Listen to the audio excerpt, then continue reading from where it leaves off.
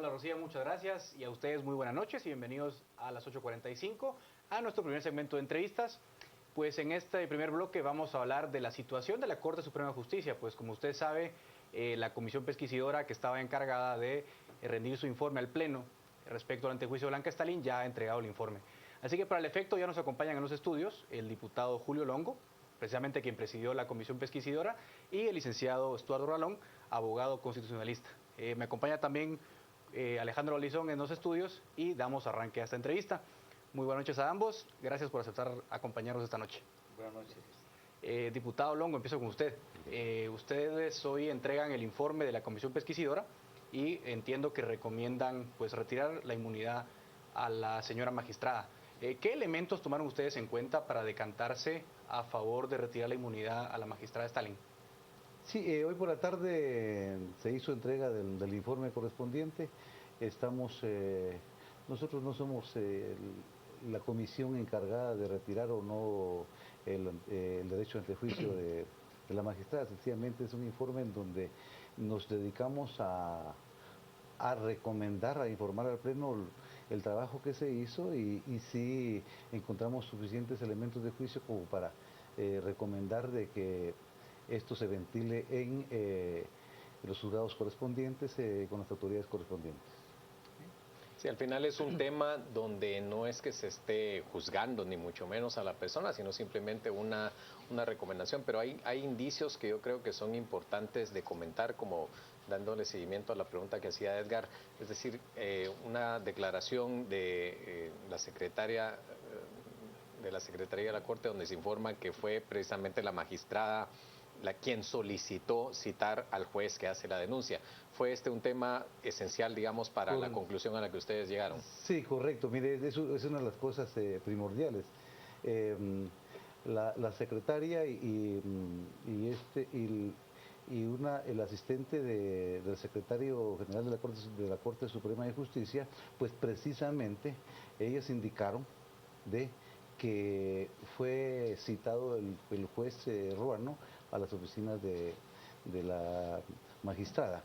Y algo muy importante que se dio hoy en la mañana, que el secretario general de la Corte Suprema de Justicia también afirmó, y eso está en todos los medios, que él citó al juez Ruano precisamente por instrucciones de la magistrada Stalin. O sea que son cuestiones que eso nos dieron más elementos de juicio para poder emitir nuestro informe. Licenciado Ralón, pues dos indicios claros, ¿no? El que ya describe el diputado Longo, que es la declaración de la secretaria, y también el audio, ¿no?, que se había filtrado. En su concepto, ¿cómo evalúa usted la decisión de la comisión pesquisidora? Pues creo que una decisión acertada.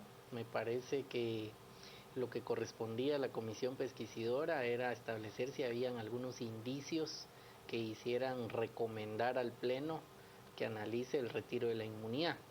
Y creo que esos indicios eran evidentes y me parece que lo que terminó de confirmar lo que ya mediáticamente se había ventilado era esta declaración de la Secretaría indicando cómo se gestiona esa citación para el juez Ruano. Así que creo que en esta fase el hecho de recomendar era lo que se esperaba y me parece acertada la decisión de la comisión pesquisidora. Suponiendo que el Congreso pues va a revocar la inmunidad en este caso, ¿cuáles serían los delitos posiblemente por los cuales podría ser acusada la magistrada Stalin? Bueno, podrían haber varios supuestos, pero uno de ellos es, digamos, un claro tráfico de influencias. Si se lograra comprobar la veracidad del audio y las peticiones que se menciona que se hicieron, pero creo que eso irá más adelante. Habrá que evaluar los detalles. Entiendo que también en audiencia que se dieron argumentos y que fue transmitida en vivo por algunos medios de comunicación, pues hay puntos de vista también de situaciones, algunas fechas, cuándo se da esta reunión y en qué fecha se hace la denuncia, transcurrió un periodo de tiempo, ese audio cómo se obtuvo, son seguramente situaciones que van a quedar esclarecidas con la investigación que se haga en el caso que se dé ese supuesto. Señor diputado, la ley en materia de antejuicio ahora indica que el Pleno debe decidir, ¿no? Sin embargo, la ley no establece un plazo para el Pleno para que tome una decisión.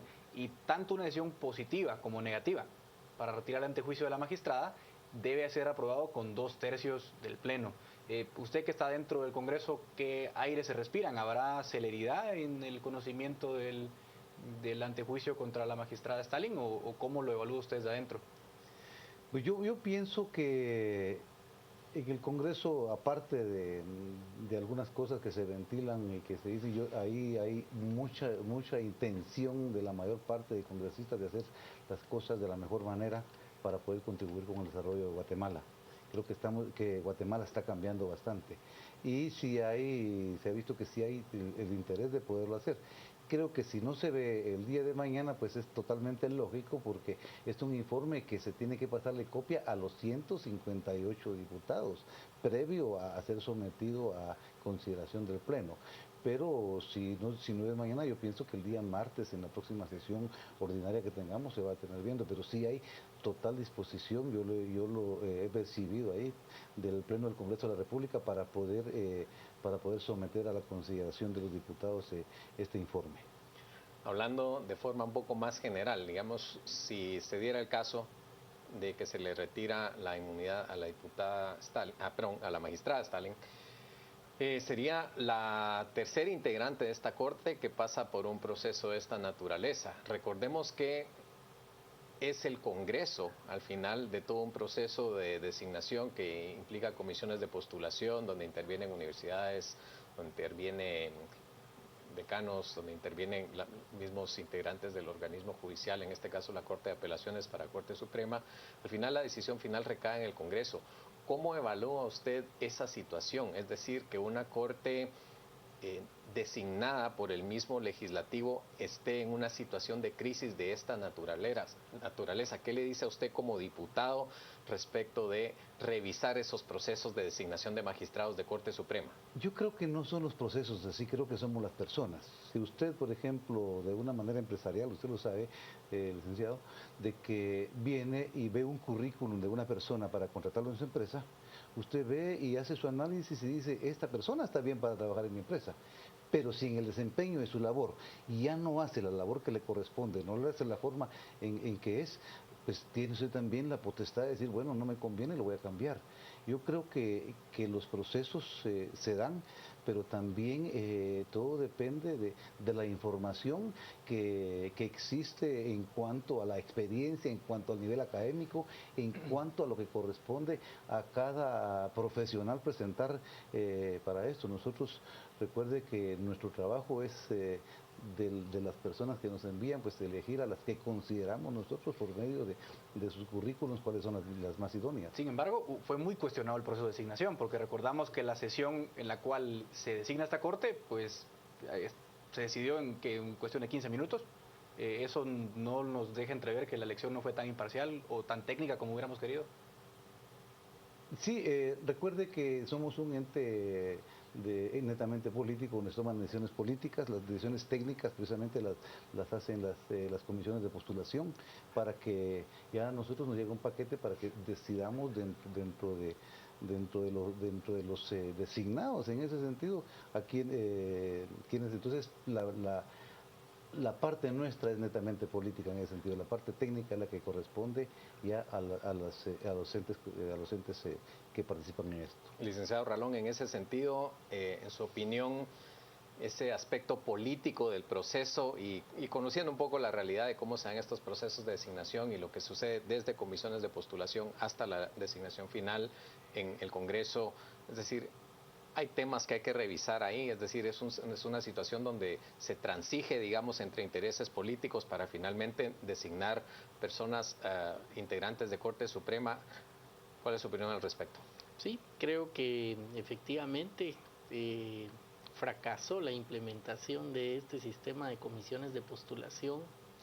Creo que el planteamiento, por ejemplo, de una reforma constitucional digamos, debe de darse para dar pie a un mecanismo más transparente. tampoco creo que el texto final que esté en el Congreso sea la mejor redacción y que, lejos de solucionar el problema, podría traer problemas similares de decisiones políticas. Y creo que algo que se está perdiendo es realmente hacer, digamos, una oposición, concursos de oposición pública abiertas, porque eso hace que el listado que llegue sea un listado que no sea una simple evaluación de un currículum o de un perfil, sino que sea un dato objetivo sobre punteos, sobre notas, y sobre todo para tener una base de datos de personas capacitadas que quieren incursionar al sector justicia, por ejemplo, y que no se vaya haciendo un concurso muy cercano a esa elección, sino que la base sea mucho más amplia, y entonces también uno quita las coincidencias de fechas y el querer de repente de la noche a la mañana a alguien que no estaba con una vocación para estar en el sector justicia, querer pertenecer a ese sector. Y una pregunta muy puntual, algo que yo he comentado en múltiples oportunidades: ¿qué sentido tiene cada 5 años cambiar a la Corte en pleno? ¿No tendría más sentido, en su opinión, tener algún mecanismo donde se sustituya a un magistrado eventualmente de acuerdo a un criterio de edad o de temporalidad, donde haya un mayor escrutinio en la selección de esa persona, como se hace en Estados Unidos, por ejemplo, de manera que garantice una mayor transparencia y una mejora cualitativa en la designación de magistrados? Sí, creo que el plazo del ejercicio del cargo debe revisarse, debería ser más amplio, y deberían de haber traslapes también en la manera en la cual son sustituidos unos integrantes o no, para que ellos mismos gocen, digamos, no del mismo grupo de intereses, e incluso esos traslapes ayudan para que con otros poderes como el Ejecutivo y el Legislativo no coincidan algún número de magistrados. Pues bien, vamos a hacer la primera pausa comercial. Por favor, quédese con nosotros.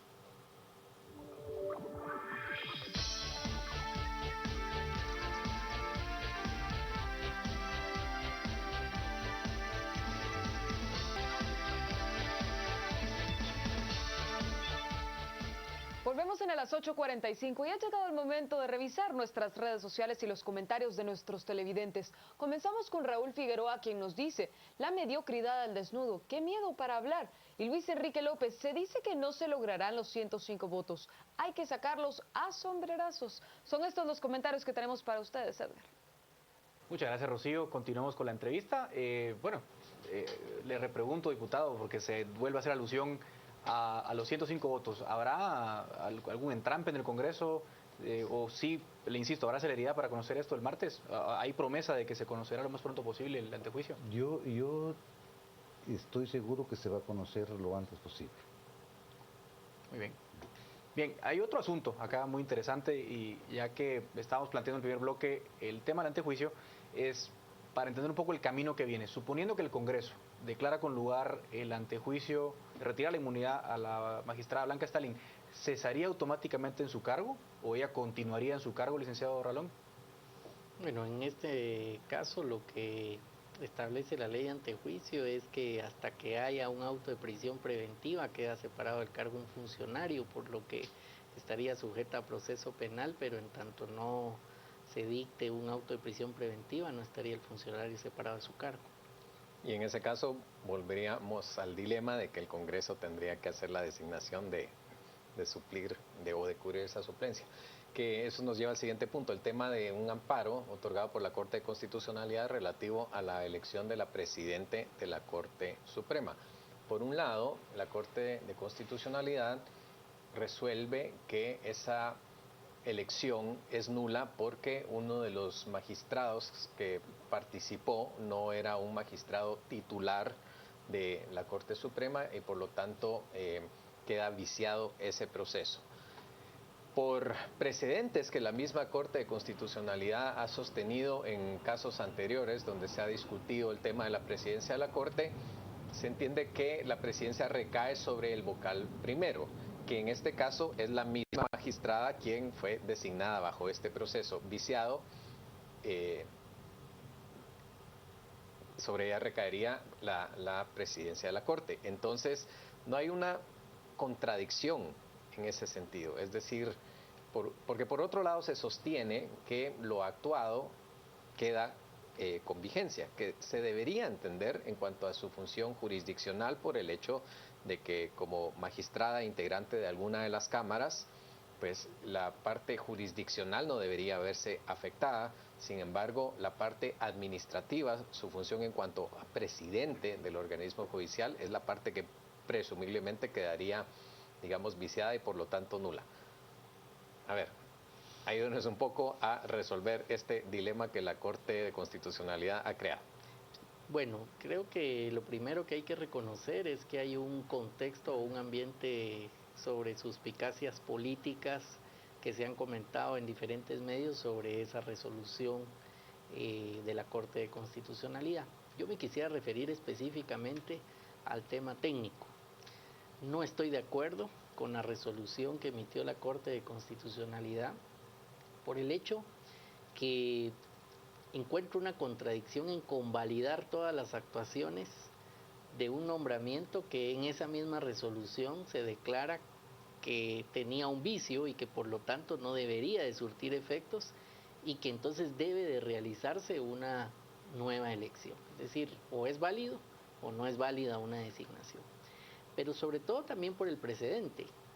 El hecho de que haya mecanismos en la ley para suplir una vacante, para que un suplente o alguien pueda llenar en ese espacio y está reglamentado en ley como tiene que ser, hace que en ese momento alguien que era suplente y que llena esa vacante ejerce pues las plenas facultades del titular. Esa es digamos, la razón de ser de reglamentar si hay titulares o si hay suplentes o cómo se llena una vacante, para que no haya un vacío que impida llenar el quórum para emitir una resolución. A mí me parece ilógico que sí se permita que todas las resoluciones de fondo, sentencias, tengan validez, pero la designación no. Uno podría decir, bueno, porque era un tema administrativo y no de resoluciones, pero y todas las demás resoluciones administrativas que se tomaron de esa presidencia también las podríamos cuestionar de que no tienen validez porque solo tienen validez las sentencias y no las administrativas. Es decir, hacer esa diferenciación me parece que es tratar de buscar un círculo cuadrado, una situación o es válida o es inválida, y aquí tenemos una contradicción en la sentencia. Creo que pues lamentablemente quedó ese precedente y ahora lo que corresponde es obedecer la sentencia de la Corte de Constitucionalidad, y entiendo que el viernes habrá una sesión para dar cumplimiento a la misma. Y de igual manera, siguiendo la misma jurisprudencia de la Corte, en ausencia de un presidente, pues recaería sobre, me decía, la vocal primero, sí, que es la misma magistrada. Entonces, si no se pusieran de acuerdo, como ya pasó en una ocasión, que tardaron más de 50 sesiones en elegir presidente de la Corte Suprema de Justicia, se estableció el precedente que el vocal 1 cubría esa situación y ahora el vocal 1 es la misma persona, claro, por lo entonces, que podría darse que en tanto, como ha ocurrido en estos días, que en tanto no se haga la elección, continúa siendo presidente de la Corte Suprema. Y suponiendo nulidad de esa designación anterior, ipso facto recaería el nombramiento sobre ella misma. ¿Ustedes consideran, una pregunta para ambos, que podría pensarse en la posibilidad de alguna especie de maniobra política en este caso? Entonces, que se ha planteado para, por lo menos, desnaturalizar o deslegitimar la figura de la actual, digamos, presidente de la Corte, que fue en este caso designada como no válida su elección. Pues yo comparto lo que expresaba el licenciado, de que no vemos, o yo no se ve el por qué, si está integrada la Corte, el hecho de que haya un suplente, una persona que está supliendo a la titular, debe de existir dentro de la reglamentación, de que tiene también, al suplir tiene también las facultades que han tenido los mismos titulares. Sinceramente, la pregunta que usted hace al respecto, a mí me gustaría quedarme en que debería de seguir como está, que no comparto también, como decía el licenciado, lo del la CC en ese sentido. Sí. Bueno, hay un tema delicado en la Corte, un poco dando seguimiento a eso, licenciado Ralón. Hay, pues, es una tercera magistrada pues envuelta en un escándalo penal. Hay señalamientos cruzados entre magistrados. ¿Cómo se ve la imagen de la Corte ante todo esto, licenciado?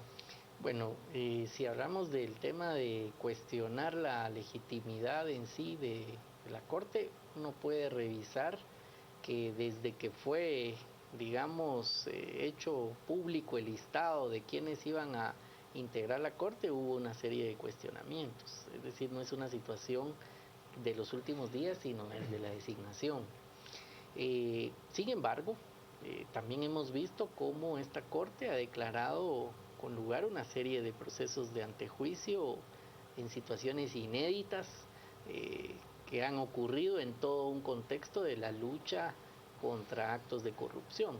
Es decir, así como podríamos decir señalamiento cuestionado, pero han tenido casos complicados, polémicos, inéditos, están las resoluciones y valdría la pena también indicar que pues si se hace una nueva elección y eligen a un nuevo integrante como presidente, ¿quién va a ser ese integrante que no pueda ser cuestionado por nadie? Es decir, siempre en estas designaciones, desde que es cuestionado el nombramiento de un buen bloque, se corren los riesgos de legitimar a priori una función. Pues sin duda hay muchos retos en la Corte Suprema de Justicia, pero agradecemos al licenciado Ralón y al diputado Longo por habernos acompañado. Hasta acá nuestro primer segmento de entrevistas. Por favor, quédese con nosotros. Vamos a un corte comercial y volvemos con la segunda entrevista.